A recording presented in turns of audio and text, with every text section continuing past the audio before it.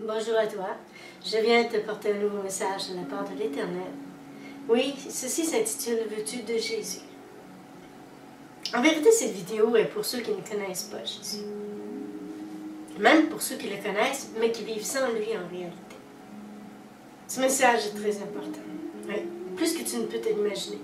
Décide de ta vie présente et future. Veux-tu de Jésus maintenant? Certains disent qu'ils ont bien le temps de choisir avant qu'ils ne meurent. D'autres, cela ne les intéresse pas vraiment.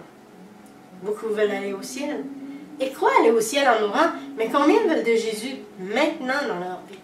Ils disent qu'ils croient qu'ils auront une place pour eux au ciel, que lorsque ce sera le temps et qu'ils prendront leur décision. Ce sera trop tard pour certains. Cela se décide ici-bas. Il est écrit dans le verset Luc 13, 23. Quelqu'un lui dit, « Seigneur, n'y a-t-il que peu de gens qui soient sauvés? » Il leur répondit, « Efforcez-vous d'entrer par la porte étroite. Car je vous le dis, beaucoup chercheront à entrer et ne le pourront pas. Quand le maître de la maison se sera levé et aura fermé la porte, que vous, étendus dehors, vous commencerez à frapper à la porte en disant, « Seigneur, Seigneur, ouvre-nous. » Il vous répondra, « Je ne sais d'où vous êtes. » Alors vous vous mettrez à dire, « Nous avons mangé et bu devant toi, et tu nous as enseigné dans les rues. » Il répondra, je vous le dis, je ne sais d'où vous êtes.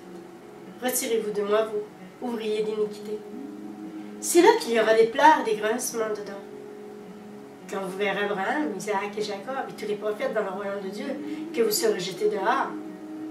Il en viendra de l'Orient et de l'Occident, du Nord et du Midi, qui se mettront à table dans le royaume de Dieu. Voici, il y en aura des derniers qui seront les premiers, des premiers qui seront les derniers.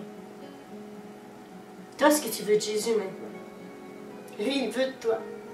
Mais si tu dis que tu veux de lui, alors ne vis pas comme s'il était de trop. Ne vis pas comme si tu étais gêné de lui appartenir. Ne vis pas ta vie selon ce que tu veux, selon ce qu'il désire pour toi. N'attends pas qu'il soit trop tard, mais décide de vivre pour lui, en lui, avec lui. Donne-lui ta vie, donne-lui vraiment ta vie. Crois en Jésus.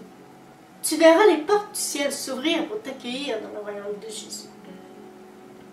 Il est écrit dans le verset Jean 3, 35, 36.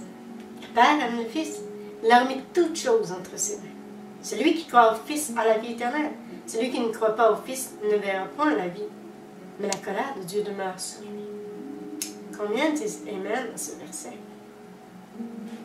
Tout ce qui est écrit demeure.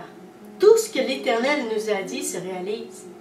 Laisse-le réaliser des choses en toi et dans ta vie. Et pense à cela. Jésus revient bientôt. Y crois-tu? Oui, tout est écrit. Que tu y crois ou non, il revient chercher tous ceux qui lui appartiennent. Il revient chercher son Église. Lui appartiendras-tu? Viendra-t-il te chercher? Pense. Moi, je te laisse réfléchir à ce message. Je te dis, sois béni au nom de Jésus. Amen.